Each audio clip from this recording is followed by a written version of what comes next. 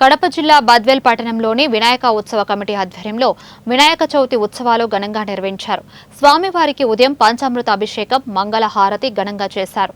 స్వామివారిని దర్శించుకునేందుకు భక్తులు భారీ సంఖ్యలో చేరుకున్నారు.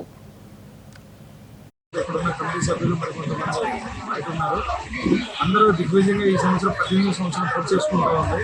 ఈరోజు రెండో రోజు అయినటువంటి ఆదివారం రోజు ఈ కార్యక్రమం ఉదయం ప్రాతకాల పూజా కార్యక్రమం ముగిసింది. సాయంత్రం పూజా కార్యక్రమం ప్రారంభమైంది. ఈరోజు ప్రధానంగా మహిళల చేతి దీపాలంకరణ సేవ కార్యక్రమం ఉంది. కానీ వర్షాభావం వల్ల కార్యక్రమాన్ని రద్దు చేసుకోవడం జరిగింది. రేపు నుంచి కంటిన్యూగా ప్రతిరోజు కార్యక్రమం జరుగుతూ ఉంది.